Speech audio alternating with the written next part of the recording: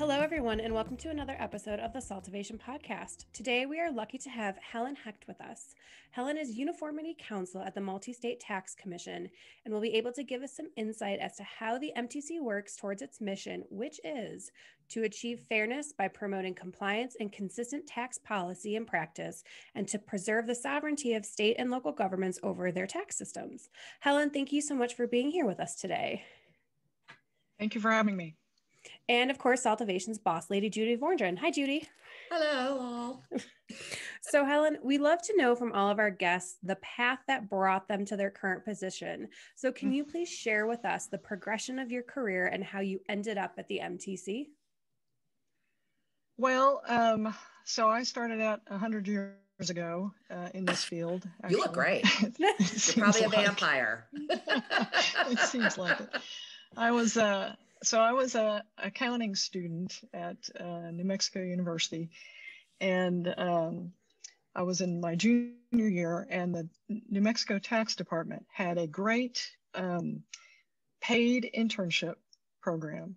So 6-month internships paid at a decent rate of salary. And I was working in the office that handled these programs, and I thought, well, that's great. I want to do that.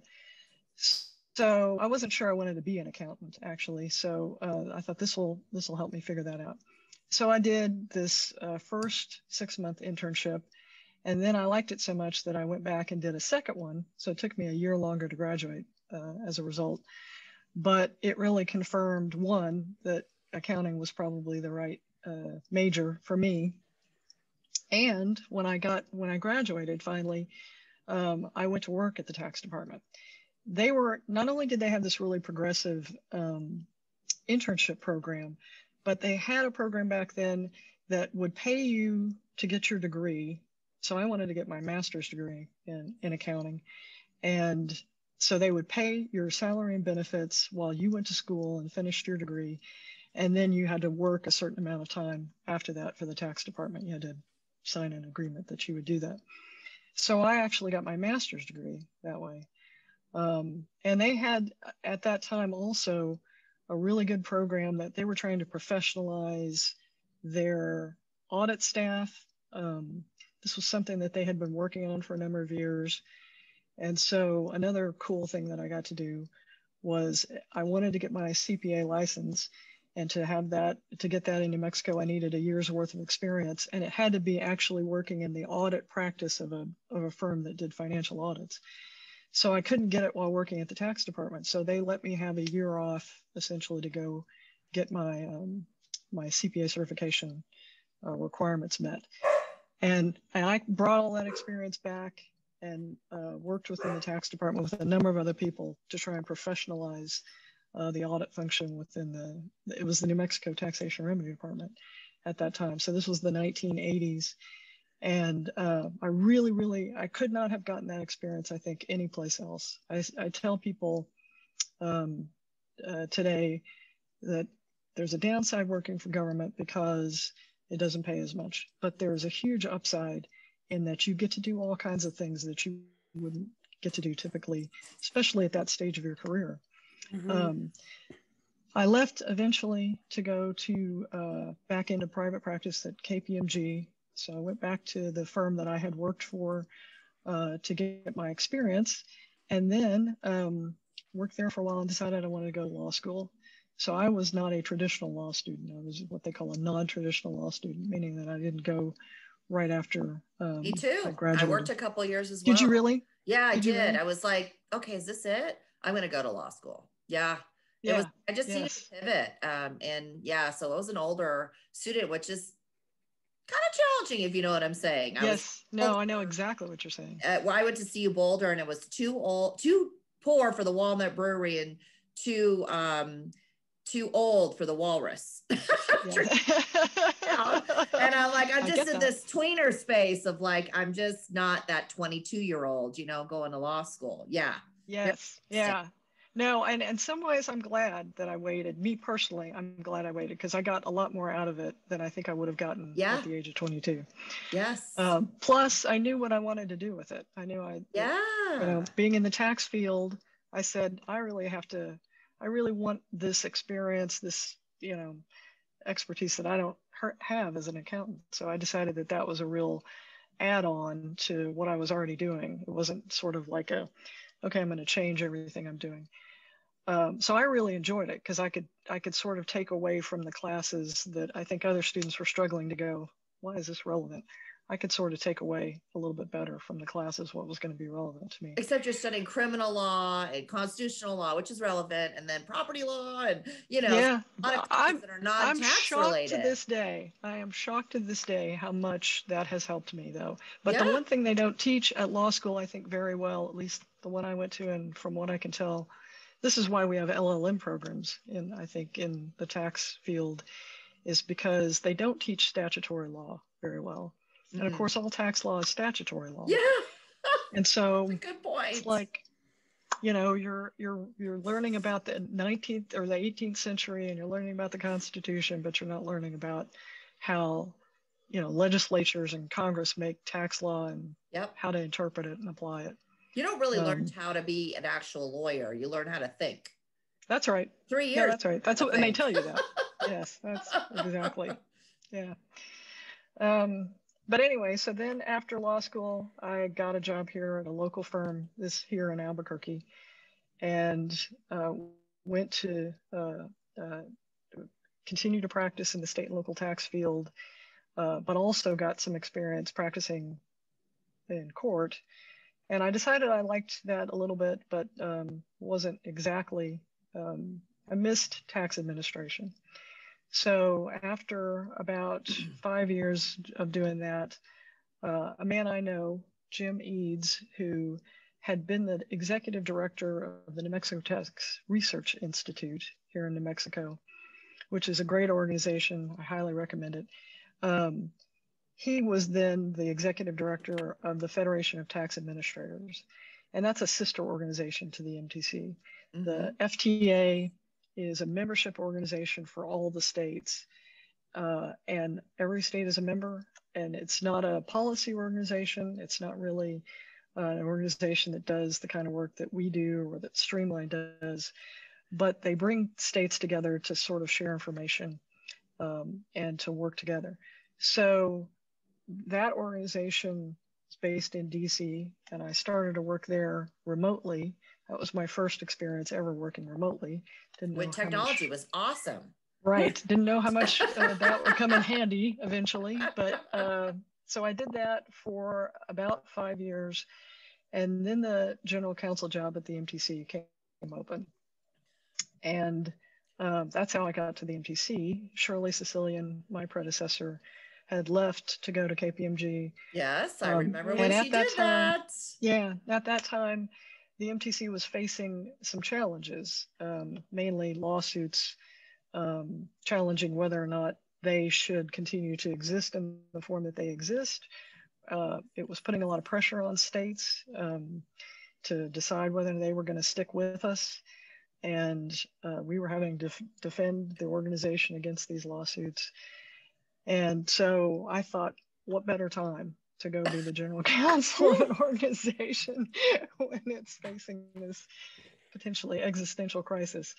So, but I could not respect the people at the MTC more. Some of them I've known for a long time. And so I thought, this will be great, it'll be fun. And it really was. It was a great experience. I got to file briefs in the US Supreme Court. I got to work on uniformity projects. We got to do training on these sort of cutting edge issues. So it was, again, if I could say one thing to people starting out in this field, don't discount working in government, because some of the work can be the most fun you'll ever do. About a year ago, I decided I really wanted to focus on uniformity. We didn't have a position within the MTC that did that. I mean, everybody sort of worked on it, but nobody really focused on directing that work. And we decided that, yeah, that was a pretty good idea. And if I wanted to do that, my boss said fine. And so we created this position called the Uniformity Counsel, and that's what I do now. And my new boss is Nancy Prosser, who was the general counsel in Texas. So she joined the organization a year ago, and that's been a great addition. So it was a win-win-win for everybody. So. And that's it. It's an important point for you to say the whole thing about government, because with our side is representing business, and that's great, but you have lots of businesses. And so a government can like look at all the pie and go, exactly. This, as opposed to everybody's like, I don't like the way it happens to me, and change it. But it's like, well, the government's kind of trying to do a broad swath, and they don't really just care about software and this or that or the other, right? And it has all got to fit together, right? Yeah, right. Yeah, and, right. and my husband used to work for the state of Colorado. He was at the Attorney General's office, and it's the biggest law firm here in Colorado. And they're representing the state interests, and it was a very rewarding job for him. I think he did it 7 years. Great coworkers, great relationship with his peers, and then the opportunity and the autonomy to pursue initiatives without having to work about the billable hour per se, where it's like, am I providing value? Am I paid? Am I making money? No, you are doing an altruistic kind of best practices, do things right for the citizenry of the state. And you have that situation for this, your members. Interesting. Yes. No, I think it's very valuable in a whole lot of ways, not the least of which is, the one thing I miss about private practice is billable hours. And everybody always laughs when I say that, but government has so much to do. Yeah. That prioritizing is hard, built-in priority when you're in private practice, which you don't have in government. And it's hard sometimes and you don't come to fruition. Focus. A client makes you come, they make you have a beginning and ending, because they don't want to keep paying you forever and ever just to have some fun. Right. And so what is the answer to this problem? So we have to learn to be very, very efficient and strategic, but even with you, like, okay, I'm being strategic, but somebody needs to make a decision. And how do I make sure is this worth it? Made. Yes. But it's interesting, this uniformity thing. And I feel even with myself and my career, we have finally got the SUT system in place in Colorado for sales tax. And I've been on this commission with our governor for the last 6 years, I think. And I just got reappointed for the next tranche, which is now an indefinite commission. But that we could get our home rule cities to come on board and potentially one point of registration and filing. What a blessing that is. And people said it could never be done.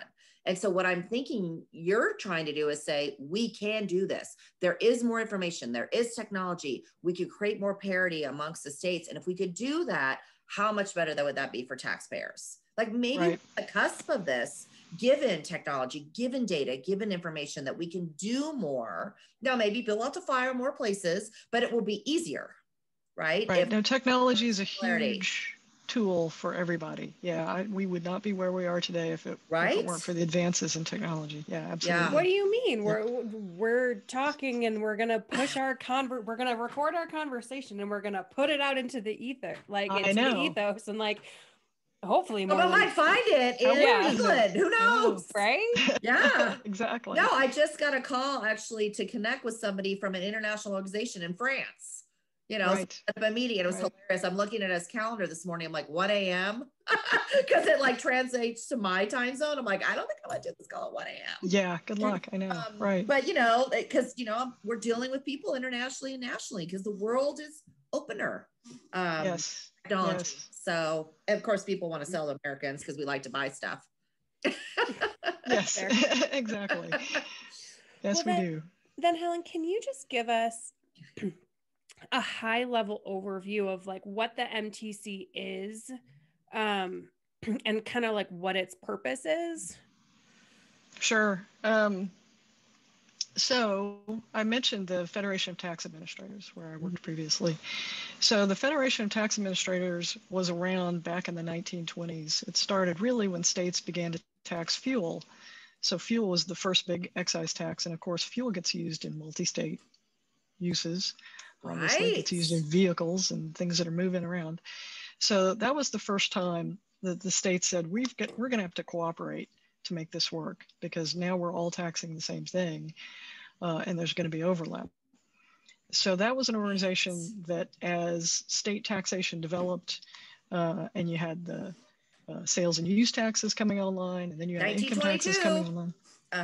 Right. So then we had this organization that was just sort of, again, sharing information, letting states, talk about the problems that they were seeing, or the things that they needed to do, but not setting out any kind of uniform or common practice for the states. And then we had this case in 1959 called the Northwestern States Portland Cement case, which is a mouthful. And that case was sort of a watershed moment for the US Supreme Court. So sometimes things happen at the US Supreme Court that the rest of us don't realize are happening. But what happened in that case was it was clear, and anybody who was following this issue knew it was clear, that the factions had been fighting, the two factions on the court had been fighting about to what extent should states be able to tax what was called interstate commerce back then, which just meant people coming into the state to sell things. And prior to that, the old school said shouldn't be able to tax it at all. And there was a new school developing on the court that said, yes, we're going to let states tax it. So this was a case in which that second faction won out, and they ruled that the states should be able to tax this situation, which we wouldn't think is unusual today. It involved a company that all its production was out of state, but it had a sales office and a lot of customers in the state. So when that case came down, that spurred a whole lot of activity. First of all, Congress passed this law that we now call PL 86272, which is still affecting everybody's lives to this day. But in response to the state's opposition to that federal law, Congress said, okay, we're going to study this issue. We're going to study what states are doing in terms of taxing multi-state income, and we're going to decide maybe we'll do more. Maybe we'll impose a uniform Fed approach to this. So quit letting the states do whatever they want. It was far less uniform back then, if you can believe it. It was far less uniform back then. Really? Not every state, I know, not every state used the federal base as its base, starting base. Not every state used formulary apportionment. A lot of states did what's called separate accounting, which is kind of the international approach. So geographic accounting for your income. And clearly these approaches were not working. Anyway, so the federal government put together something called the Willis Committee, named after its chairman, and they started studying this. So for the first 4 years of the 1960s, the federal government and the states were kind of working on this project. And again, this is before the internet, this is before fax machines, this is before conference calls or Zoom or any of this stuff. So they didn't even have things like Bloomberg or RIA. They couldn't even figure out what the states are doing without sending out surveys to the states and say, tell us what your rule is on this. So they sent out a bunch of surveys to the states saying, do you tax this? How do you tax it? Would you impose the tax here? And they sent out a bunch of surveys to taxpayers saying, tell us what you do in all these states and whether or not you're paying tax. And then they got all that information together. We actually have a picture of this big room of people tabulating all this stuff by hand. And then after 4 years, Chairman Willis came to the National Association of Tax Administrators, which is the prior name to the FTA, and presented the results of that study to the states, to the state tax administrators. And you would have thought that he would just say, you guys are crazy, right? You guys have every other kind of way of taxing income that's out there, and you guys need to get your act together, and this has to stop. But he didn't. His number one finding from the study was taxpayers are not complying. Well, they're not complying because it's too complicated. Yep. They're not complying because they can't. I mean, again, this is before all the technology that has made our lives so much simpler, but also the complexity and the lack of uniformity.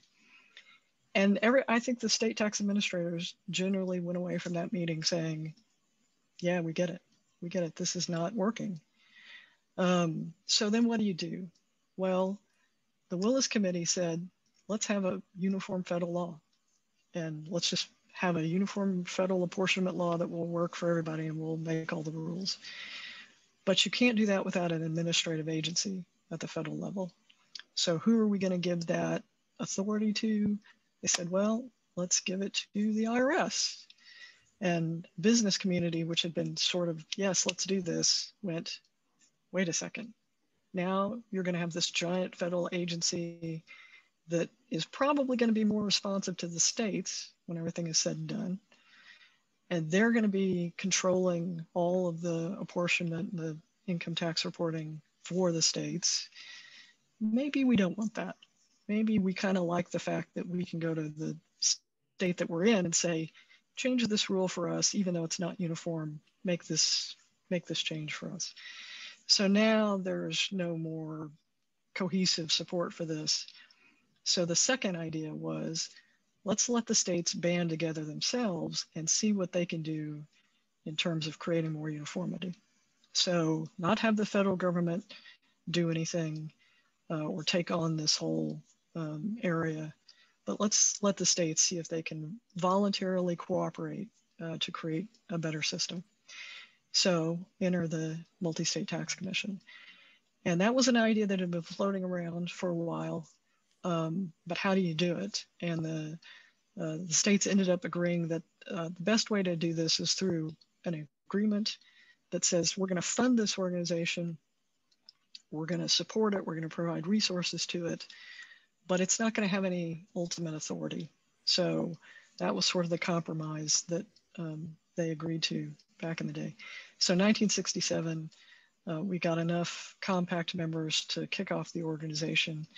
And it grew over time, and some members came in and some members left, but it's been a functioning organization since 1967. So. Wow. It's interesting though, because you're organized and you have ideas, but you have no teeth, right? Yes. There's no bite to your will to make people agree. Right. Very interesting. Right. Now, and we had really good success early on with both the state's adoption of the Uniform Division of Income for Tax Purposes Act, or what we call UDITPA, which was not something that the MTC did. This was a Uniform Law Commission model law, but the states widely adopted that. So you saw states moving from this separate accounting method of taxing multi-state income to apportionment, and then adopting UDITPA. And so we had a built-in thing to work on at that point, which is the regulations, the general allocation and apportionment regulations for this statute, because it's not, the statute's great, but it's like, 2 pages, and you need about 100 pages of regs to make that work. So there was a lot to do at that point, and we had good success early on in bringing the states together and saying, let's, capitalize on this momentum and work on the things that we all know we're going to need. So that was the early part of the work of the uniformity work of the MTC. And then over the years, we've changed our focus as the years have gone by. So. Wow. Yeah. All I can think of is just like the cost performance model statute. That's almost like there's like 4 states now that are like a greater cost performance, but it's just like, oh yeah, you still have a lot of the old language that probably got adopted, right? When in the 1970s, the kind of statute was coming out of like, hey, you don't know what to do, here's what you should do, and it's still there. Yeah. And yes, that's obviously fewer and far between, but now I just like stuck on it. I can even like see what it looks like, because it's even in like the Virginia statute, like the formatting is exactly the same between all of those. And so like my brain is just stuck on this picture of like that one particular thing, and now I know the backstory. Yeah, right. And we have big binders so we have a little library/conference room at our offices in DC, and we have big binders of official documents. And again, this was the 1970s, so they would put out this very complicated set of regulations, 50 pages of regulations by paper. They would mail them to people, and it would come into the office, and they'd make copies of it and distribute it out, and then they would get letters back as a response to, and someone would have to go through all of this information and try and figure out what to do with it. So, it's a very different world under which they operated. And considering all of that, it's kind of amazing what they accomplished. Yeah. Well, and especially so, kind of the foundation of this is to create uniformity, right? Things change. Yep. And then now here you are,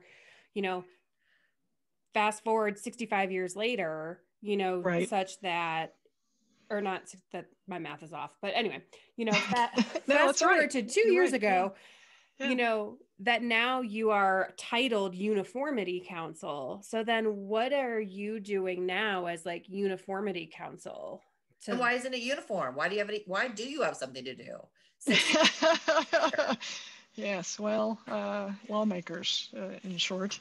Right? Politicians. And lobbyists. Yes, and lobbyists, yes, right. The tax administrators are going, just please make it doable. Could we have a workable system, maybe? Yep. Because that's really all we care about.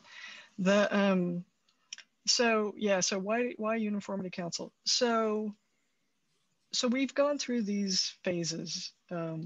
We went through a phase where we were focused on combined filing and making sure that states understood how to do combined filing, because it's not as easy as it looks. And no, it's awful. Yeah, so I mean, you know, from like having to like put pen to NOLs. Well, and like putting actual pen to paper and even just like making it happen outside of the rules is complicated. And then you have to layer in the rules. It's like, yeah, it's not easy. Yes. Yes. Well, I mean, that's why you have at the federal level all these consolidated filing regulations. Well, the 1502 regs that are like this. Yes, exactly. Listeners, I'm not in screen, but yeah. Right. No, you're doing this, and I agree with it. So that was, you know, very similar. We spent a lot of time on that, and of course, this was the time when people were arguing about worldwide combined filing and California's approach to worldwide combined filing. And there was a backlash against that. So we spent a lot of time on that during the 1980s. Then during the 1990s, we kind of branched out. This is all before my time, but the MTC kind of branched out into other things. And then we had the Quill case. And before Quill, I think states were anticipating that there was going to have to be some change in how the sales tax system worked. There's more and more interstate commerce. There's more and more remote sellers without physical presence. What are we going to do about that? 1992 came around, and the Supreme Court upheld National Bellis Hess, upheld National Bellis Hess, and in Quill, and then the state said, okay, if we want to be relieved of this limitation on our ability to collect the tax, and that's the only thing that works in the sales tax area is to get the seller to collect the tax. If we want to be able to do that with these remote sales, we're going to have to simplify. And so that's the point at which FTA and the MTC and the states together said, we've got to have a new organization, which is where Streamline Sales Tax Group comes from. I remember thinking I wasn't going to have a job when they came around. I'm like, oh, it's going to be all the same. I know. Well, here we are, however many years later, I still have a job because it's not all the same. I know. Yeah. I don't think that's a fear, really. But so we stopped working on sales tax stuff as much back then. We've had a couple of projects since then, mostly having to do with, we had a project that followed on New York's law, the Amazon law, which would say if you've got a website and you've got affiliates in the state supporting that website, sending people to that website, that's enough of a presence here. We worked on a model for that. We also so that's a click-through nexus, and the commission. Exactly, click-through nexus, affiliate nexus. And then there was an idea proposed by Colorado where notice and reporting? Instead of having to collect the tax, why don't you just tell us all the sales you made into the state? Thank you, Phil Horowitz and Draconian. I give him a lot of grief. Wow, He's Phil Horowitz. Yeah, right he and I worked together. He just spoke yesterday at one of our salt breakfasts. Oh, good. He's I love Phil. One of my favorite people. Yeah. Yes. So this was his idea, and it led indirectly, of course, to the Wayfair case. Yeah. So we got involved in those issues. But there was a period of time when I think we felt like at the MTC, we're just sort of not knowing what we're doing. And whether that's true or not, the Uniformity Committee and the Strategic Planning Committee at the MTC decided to work together just to see, are we being effective? So what projects have we worked on in the last, few years, and how many states have adopted what came out of those projects? So we undertook this back in about 10 years ago, we started this. So we're looking back now to a period of time that's 15, 20 years ago. And what they found was we probably need to do a better job at selecting these projects to begin with. They're time intensive, they take a lot of time and attention. Maybe states are not really ready to do anything or to change, and we need to be more careful what projects we pick. Now, by the time we came up with that result from that analysis, we were already doing that to some extent. So we had already sort of processed some of this, and we're saying to ourselves, let's make sure we work on the most important things where states are really ready to do something. And at that time, we were working on the market sourcing for sales factor apportionment. We were a little behind by the time we got started on that for various reasons, but that project showed that we could take on a really, really complicated issue, one where states were kind of disagreeing but moving in a similar direction, and get them to at least agree on some of the details. You might take a slightly different theoretical approach, but let's all agree that if it's this kind of service, it gets sourced based on this information. I think one of the key things that came out of that project was the creativity of it, really the problem solving, that we were in a new sort of unexplored territory with a lot of these detailed rules. And we spent a lot of time talking about, oh my gosh, how are we going to deal with this or that or whatever. Like Sirius XM radio, how do you source that sale? Yeah. User based on the tower, based on what? I mean, a satellite that's nowhere. Where is it? My home? I'm driving around using that service. I might not even be in Texas where I live. I might just be in. Right. I might be in Yellowstone. Of course, it doesn't work very well there. They don't have great internet.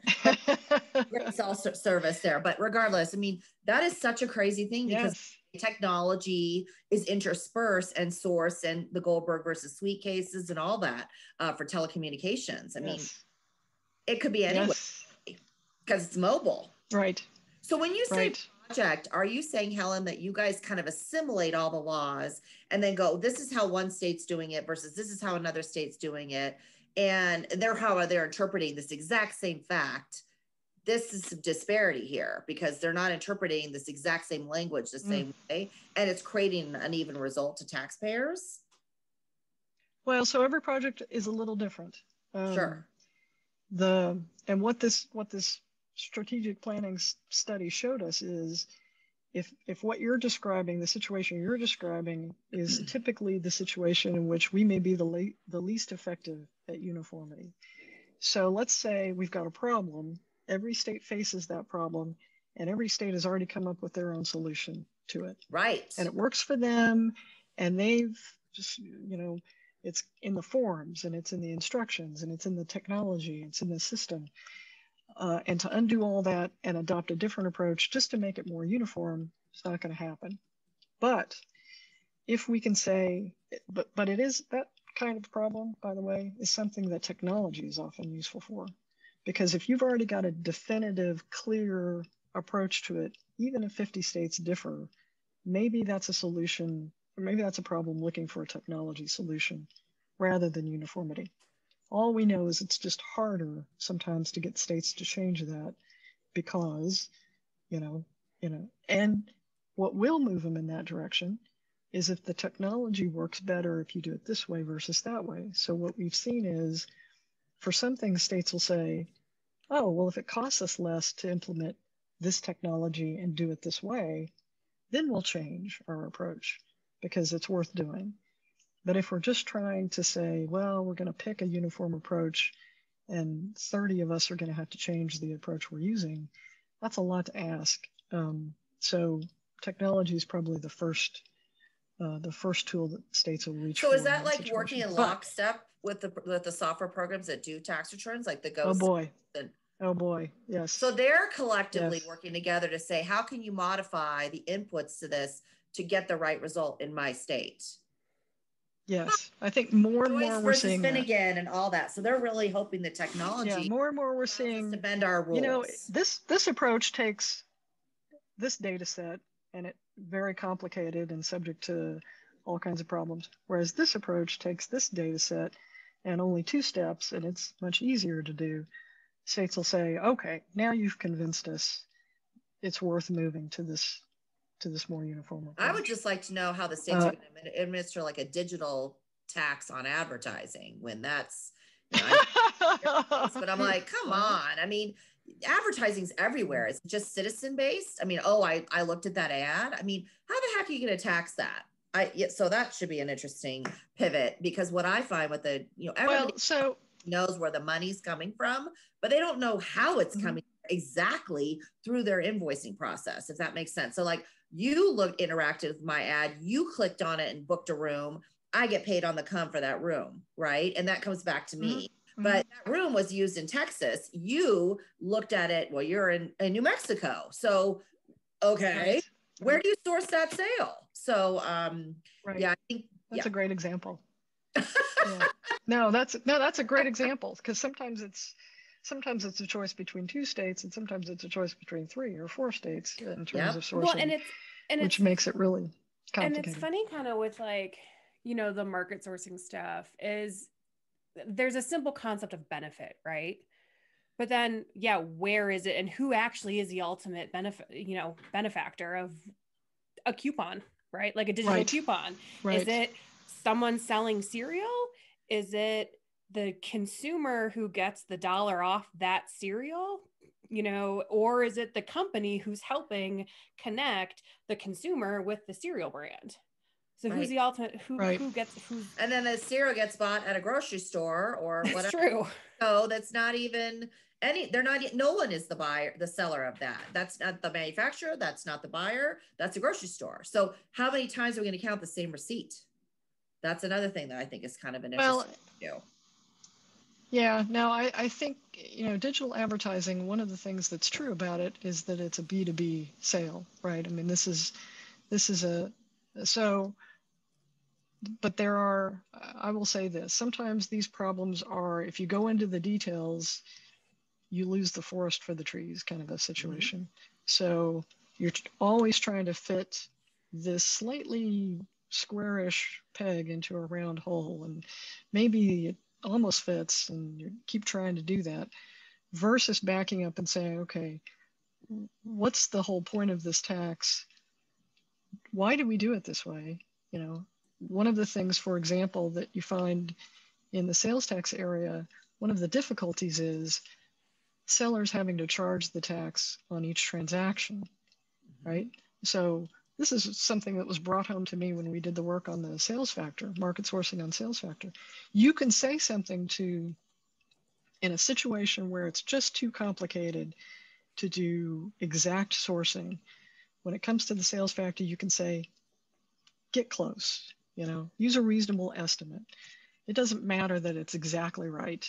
What's important is that it's consistent and that it's mostly right. And if you have to use population, even use population.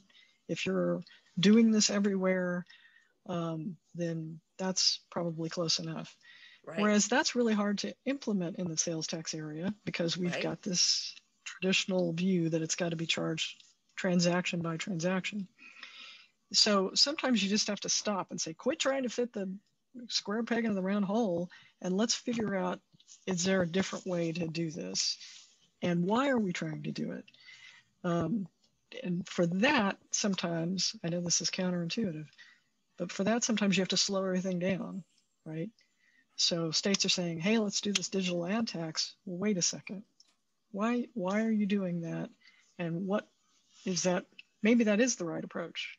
Maybe when you think about everything, that's the right approach. But oftentimes, it's not very deliberate. It's just sort of a reaction. I feel like it's political. Like we want to go after Google and Facebook. Fitting. They're making a ton of money on ads, and we want a piece of it. And it's sort of like oil and gas, the severance taxes. Like we pivoted to those because they were making a lot of money on oil and gas, and now we want a little piece of it. and income taxes are hard to raise, right? So we can't raise the rates on income taxes. And so anyway, I just think it's like, let's just add another tax to go after these particular businesses that are making piles of money on all the digitization they have of the human. So I don't know. I think it's a really interesting layering in our world as technology has shifted the way we deploy. And, we were a goods organized, manufactured, we made things, and then they got deployed, and that's not the economy we have anymore. So we still make things, but no, that's right. I mean, that's services and our system doesn't fit that. Yes, No. Our system doesn't fit that. So this is if you recognize the problem, the nature of the problem, sometimes you can fix it. I mean, we've had situations where we've said, you know what, if you just move this, or change our view of that, then this continues to work just fine. Maybe you do need a whole new tax. Maybe it's the nature of, I've seen lots more creative writing in recent months on some of these old problems, intangibles. How do you value them? How do you source them? Why is it that, our expenses for intangibles are expensed for tax purposes rather than capitalized? How is it that you could create an asset that would be comparable to a plant or machinery, the kinds of things that we're used to? Can we still fit these things into that same box, or do we have to create a whole new system? I've seen a lot more creativity around that in recent years. And I think to some extent, people are recognizing we just can't continue to tax things like it's the 19th century. We're going to have to. Well, I think that's why the market systems sourcing makes more sense, because you can't really penalize a company for having heavy industrial operations. So they're heavily situs in a place. Right. And move. Now we've learned people can pick up and move. Right. I mean, if you're in a technology space, you could be anywhere. I mean, you could have people in Israel doing coding for you, in India, like Mexico. I mean, it really just doesn't all happen in America. So then you're like, well, then and some things like as simple as the annual reporting system, we lose track of all this stuff. So how do you report taxes? Every year. That's how you report them. Okay, so maybe my company spent a lot of time and effort developing technology 10 years ago that we're just now bringing to market. It's just now creating income for us. Are we going to use what we were doing back then, or are we going to use what we're doing today to source that income, right? So maybe those employees have moved, and maybe I'm now have a new headquarters someplace else. Some of this doesn't match up anymore, right? No. And yet, if you're not careful in terms of trying to figure out what were our principles, what is this designed to do, does it still do that? You don't identify the right problem. That's what they always tell you when you're trying to solve a problem. The most important thing is to make sure you identify the actual problem. Okay, so maybe this idea of always looking to this year's property and payroll, maybe that's not the right answer. Maybe we should say, let's look over a longer period, or let's get rid of property and payroll entirely, because it just doesn't. Which I feel like that's been the transition anymore. We've been seeing more. The single sales factor, the double sales factor, get rid of the property and the payroll, just done. We don't care about that anymore.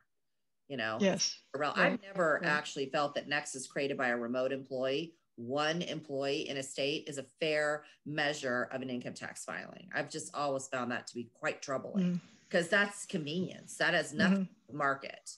Sure, you might sell there, fine, maybe that, but to actually have a remote employee creating a nexus creating activity for a filing of a return, crazy. One human, humans, just that's not momentum. So there are some things that just don't make sense. It's become a big issue. And now with COVID and the remote and people moving, and now you have nexus somewhere else that you never anticipated before because you couldn't bring them in the office. Craziness. The New Hampshire, Mexico. That's been the biggest issue for the last year, I think. Yes. Yes. It's been the one that everybody's focused on. Yep. Well, I feel like we should talk about PL 86-72 and the chat boxes and that kind of thought about the new standard around with Wayfair, you're going to see more sales tax licenses, which means more companies are going to be registering in states. And I feel the question's going to come, where's your income tax return? Where's everything else you should have, been filing here just because you wrote a sales tax license registration form and signed it? So what do you think about that? Like marrying that up? I feel like that's going to be you're just going to file everywhere. It's just going to way it goes. So we've got to create more parity so that you can as a business, or you're not going to do it. So. Yeah, so income tax has always been a big issue. We had clients when I was in practice that had to file small little returns in a dozen different states, and it was a pain in the butt for them, and they hated to have to do it. What you're describing, I think, is an even worse scenario, which is, okay, now I filed in the 4 states I really thought I needed to file in and apportioned all my income there and pay tax. And now you're telling me, oh no, it should have been 8 states, which would have changed everything. And I would have paid a different amount of tax. And we understand that. But let me just say, as a preface to all of this, we didn't do this. The states, it was not the state's idea to do PL 86-272.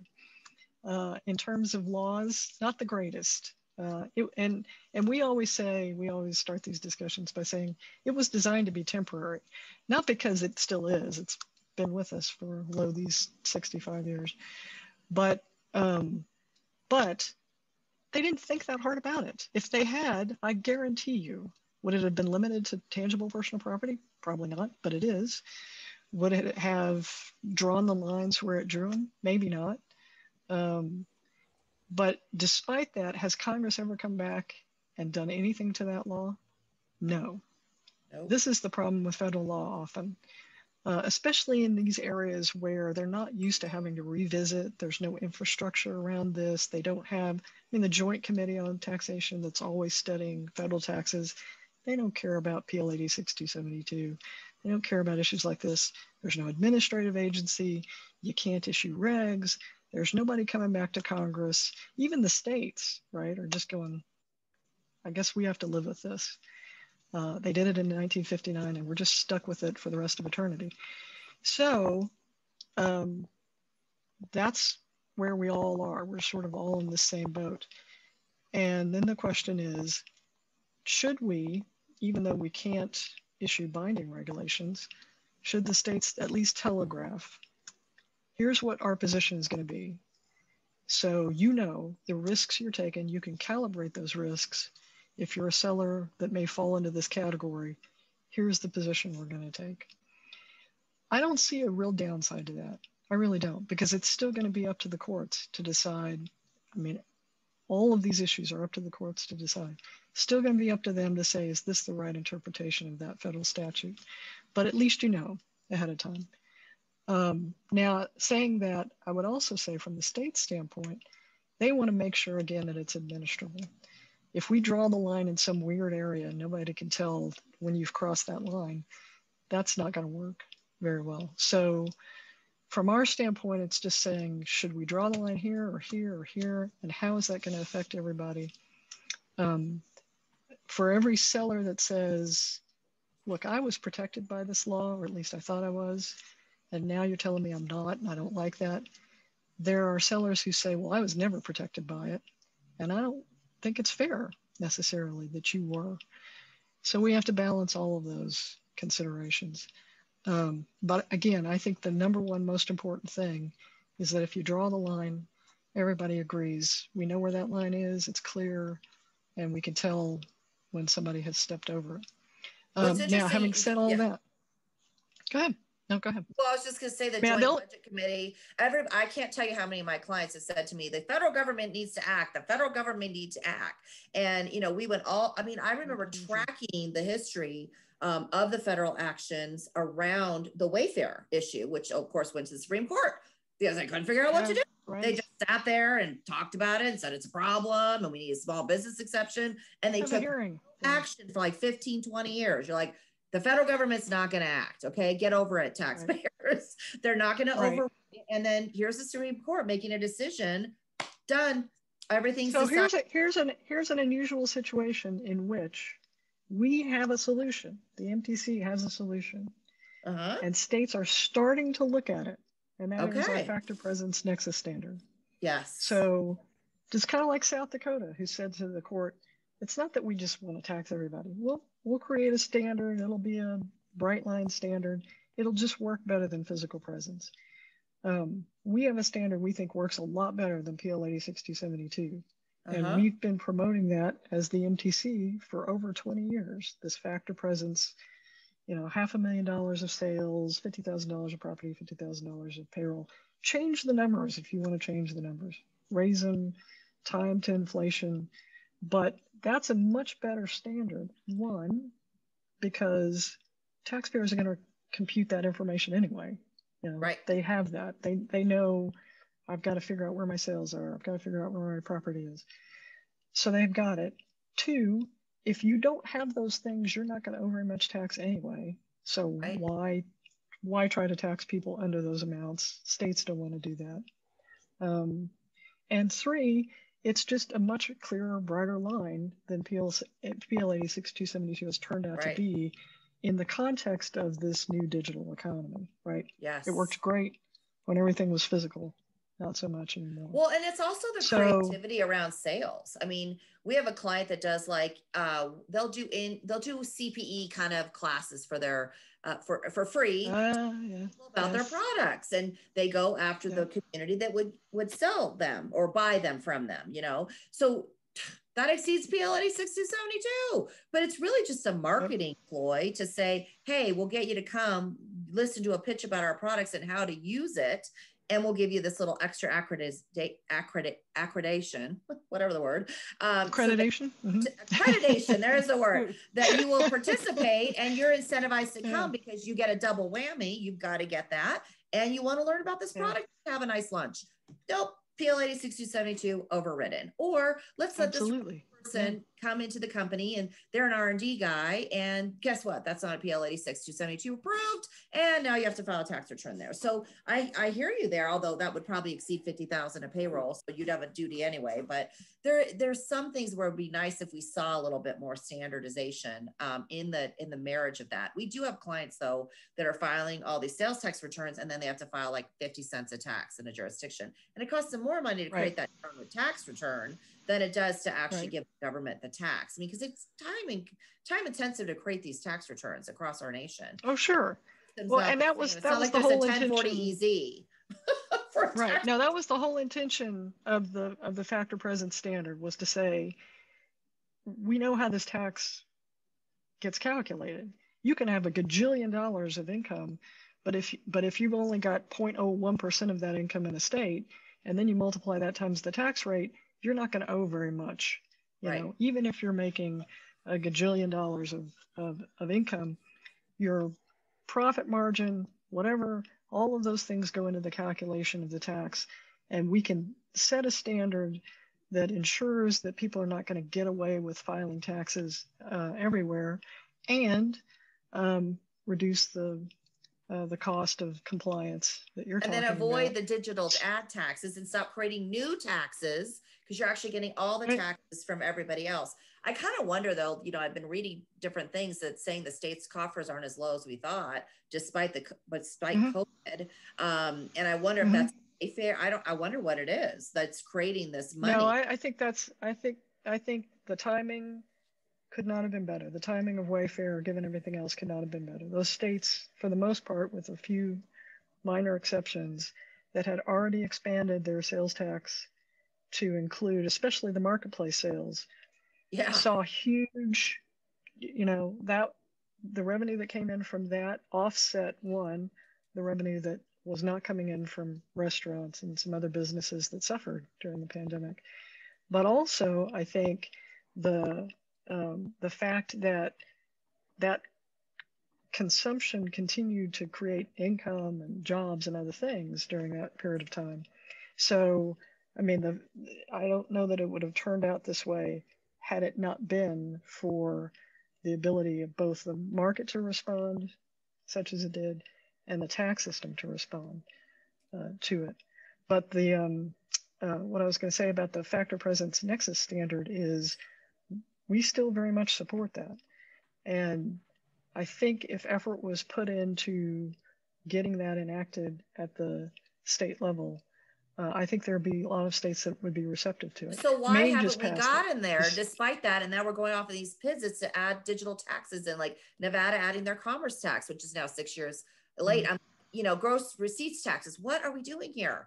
I mean, I realize they don't have an income tax. That's their issue there. They don't want to create an income tax, so they create the commerce tax. But like, why can't we see that momentum? I mean, you guys have proposed this for years, and we still aren't seeing enough momentum towards it.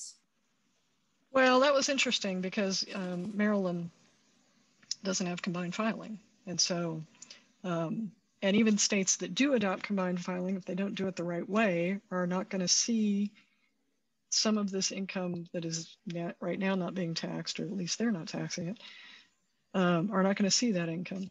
So you have to do these things the right way. I don't know exactly why. I think sometimes it's a lack of information. I also think that for states that have tried income taxes and said it's just too complicated, gross receipts tax is easier, I get that. I mean, I understand how Ohio could have said, we tried the income tax and it's just way too complicated. And to some extent, it's subject to federal changes, right? Yeah. One of the things that makes it complicated is the federal government drives some of its economic policy it's through not the dependable tax system. Because your baseline can change so much. So let's get rid of the income tax at the state level and go to a receipts tax everywhere. Yeah. I mean, I think that's I suggest. I don't think that's as controversial an idea. Right. Well, exactly. That's the thing that's muddling is the differences of taxes, and I think a lot of taxpayers, I mean, even PL 8272, after I left the big four and went to a regional forum, I can't tell you how many people thought PL 8272 applied to everything. They just didn't even get it. They didn't get it. Right. I know. They didn't get it for income tax. So there is a huge disconnect with practitioners between what duties apply to you as a business. They don't even understand it. They understand federal, you're an S Corp, you're an LLC, you're this, you're that, but they don't understand states at all. And we have a real problem when we have 46,000 or some crazy amount of CPA firms in our nation where they don't understand the state and local tax consequences of their businesses that they represent and they work on behalf of. It's a real problem. I mean, the Wayfair thing's been the best thing ever for state and local practitioners, where it's been nationally prominent news. I mean, when do you see the New York Times, Washington Post? These people know. Talking about, NPR talking about Wayfair. Who cares about its taxes? Well, guess what? It's out there. So that's been a fascinating shift for all of us, I think, as practitioners to get legitimized, like all the craziness we've been dealing with these years, don't you think? But now we need to take that next step from the income tax perspective, I think. And I assume at MTC's trying to lead that charge, but it's always just dependent on who adopts, because you only have so much. You don't have as much authority. You have influence, right? But the decision-making goes to the legislatures. Well, the decision-making also always goes different places. So even in streamlined, there are states that can pull out of streamlined. There are states that can say they have influence within the process, and they also have influence by saying, if you do this, we're gone. So, I mean, that kind of political will is always ultimately the thing that decides everything.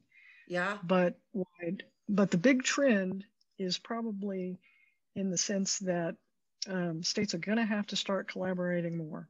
I mean, that's just the bottom line. It's not going to work for them.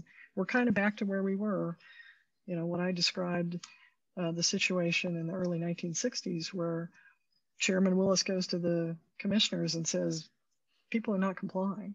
You're not getting the tax either because your system is outmoded.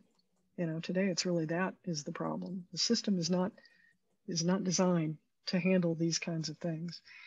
So you can either continue to try and make this system fit an entirely new situation, or you can cooperate together to say, all right, how do we do something new without adding complexity? Can we reduce complexity and do something new? Can we fix the problem and not everybody try various different solutions to it? Sometimes that's good. Sometimes that experimentation is good. But obviously, in today's world, that comes with a huge price. So I think the fact that states can, while the MTC can't tell them what to do, this is one place where they can cooperate and say, what if we did it this way? What if we did it this way? Here's what we're seeing. And here's something you may not have thought about. There's no place else really for them to do that kind of work. So, well, we've certainly seen that it's possible to get change that you would never, in my entire career, I have never seen governments act as quickly as they have in enacting a marketplace. Yes. 2 years, we're at 100%. I mean, every state that has a sales tax has a Wayfair or a marketplace law. It now Missouri and Texas, Florida, Missouri and Florida, not 100% enforced yet, right? We're just on the cusp of that, but crazy. Like after another, laws are getting enacted. So clearly this can happen. But so here's an example. Allows that. Here's an example of where the solution preceded the ability to implement the solution. So we knew what the solution was. Even with respect to marketplaces, this was an idea that came out of New York. Rob Plattner, who was with New York for many years, publishes this article like 10 years ago going, why don't we collect this tax from the marketplaces? And everybody freaks out. Well, but, okay, the marketplace may not be the seller in the traditional sense, but we only collect the tax from the seller because it makes sense. Just like we collect tax from employers on the employee's wages because it makes sense. So, all right, we're not doing it now, but that doesn't mean it's crazy. So we had kind of a set of solutions, sales thresholds and marketplace collection and some other things. We were ready to go when Wayfair came down, which is not always the case, right? Sometimes it's like the boiling frog, the water keeps getting hotter and hotter. And eventually it's like, oh crap, we have to do something about this, this problem. And we don't have a solution. We haven't thought hard enough about it to come up with a solution, which is where we are most of the time, I think. Well, and I think, I think that's a really good place, to stop, because we've come full circle, right? Where we've, the starting point for the MTC was just like, hey, there's all of these things happening. Let's all get on board. And again, that's where we are today, over 50 years later. And so, Helen, this has been incredibly insightful. So we really appreciate your time. And thank you so much for being here and sharing, everything you have with us. This has been the SALTovation podcast. Until next time.